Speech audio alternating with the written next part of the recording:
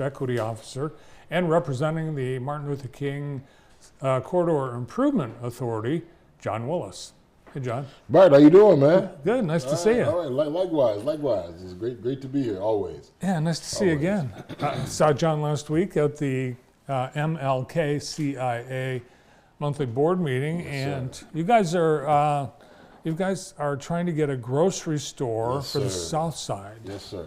It's something we've been working on for a while. It was the thing that the community, through a survey, said that was most important to the community. So we've been working diligently to attract some developers to kind of develop a vision. We started in one location. After speaking with several grocers, we found the location was a little smaller than the grocers wanted it to be. Most of the grocers wanted something like between 35,000 and 55,000 square foot store, and it needed to be able to back up 60-foot trucks into that store. So local location that we started out there was too small, and we were fortunate enough to be able to find another location where we've started just the vision for, haven't made that final decision, but the vision for that is right now. And this is like a bird's eye view of what. Yes, sir. It's a bird's eye view of the vision. Yes, sir. And people will recognize the space because it's essentially a big mound. Three mounds, three big mounds right there. When you're riding down Cooper Street, just behind McCulloch School, right before the corner of Cooper and Biddle, those three mounds there. That is the grocery store project site that we're taking a look at. We're working with. We've recently acquired the last spot of it, or acquired an agreement from consumers to secure that last piece of property there, so that we would have control of the property to be able to make a deal with the developer. And it's a very exciting time right now. You know, the spot is it really, it's just one of the things that grocers are looking for is accessibility and visibility. Mm-hmm. So here we have a site that's actually closer to all of the subsidized housing projects on the south side of Jackson. And just, I appreciate the opportunity to let me set the record straight on that too. So this property is on the south side of Jackson. So for example, South Ridge Park, we're south of South Ridge Park, which is on the south side. McCulloch School, which has always been on the south side. Well, I think, in generally accepted terms, anything south of Michigan Avenue is the south side. Yes, sir. Yes, sir. And that's the way it's been, forever.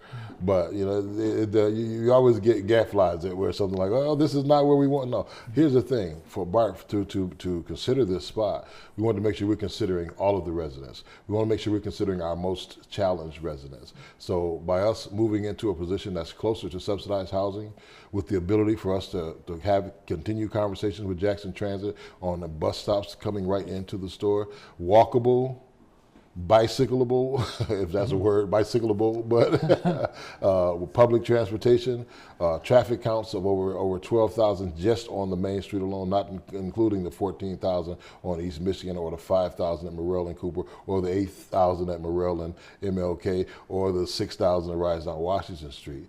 What they're looking for is that marketing and that accessibility and that visibility. So grocers need a spot that's viable for them to make money. Mm-hmm. So they're not just going to go anywhere. So this is a great opportunity for us.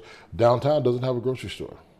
We feel very, very fortunate, feel very blessed. In talking to Jonathan Green, our city manager, and to Beth from our DDA, they've been working to try for a grocery store that can service downtown as well. So right there on the south side, to be able to have a store in that location where you would serve all of your south side residents, as well as some residents from the east side, as well as some residents from the downtown, it's a great opportunity. It's a great vision for us to start working towards fulfilling. I think we have a wider map that shows a greater area of geography. Let's take a look at that. And in that, no, that's not it. It's the one that kind of shows the Google map. Yeah. No, not that one either. Nope.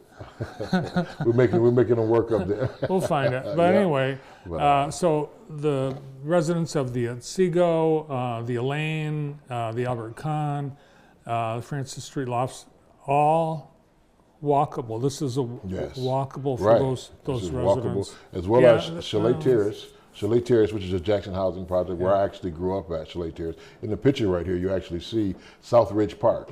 So that is South Ridge Park right there on the corner of Franklin and MLK Drive, which is another one of our subsidized housing facilities, as well as you have King's Community Homes, you have Chalet Terrace. All of these are walkable to where this grocery store would be. One thing you mentioned is the traffic count on Cooper. It's pretty significant. I was surprised how many cars are on that. Right. And that's from our Michigan Department of Transportation.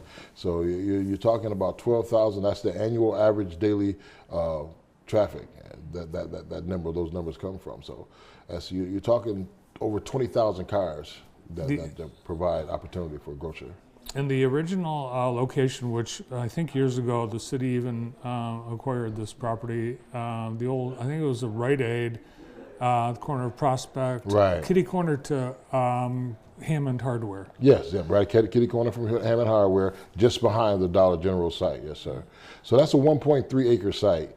And on the slide, when they get that, you'll see that the new site is a 5.3 acre site. Mm-hmm. So one of the things, Barton, I remember I live on Addison Street. I grew up in Chalet Terrace, but now I live on Addison Street. So Addison Street, we have the Family Dollar. Well, anytime there's a Family Dollar truck unloading, I can't go down my street. Mm-hmm. So I've got to take a different route to get through there. That's one of the things to think about that. That's with one truck. Yeah. So imagine a grocery store where you've got 3 or 4 of those guys waiting to pull in.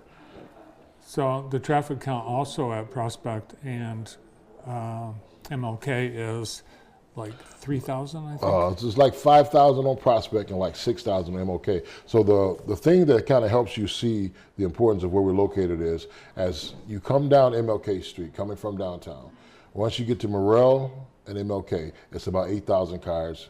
That's the annual average daily traffic count. Once you get to High Street, it's about 7,000. By the time you get down to Prospect, that number is down to 6,000. So you're losing people along the way as you come. What we're trying to do is put it in the most viable spot, put it in the spot where we can attract the grocer. If you notice in the past 30 years, there's no grocers running to the south side saying, hey, let me put a grocery store over here. Because we have to put them in the best situation, the best chance of them making a business that will last for a long time, where there'll be a marketing demand, where there'll be a competitive landscape, and where they can reach out to as many people as needed for their products and that market demand.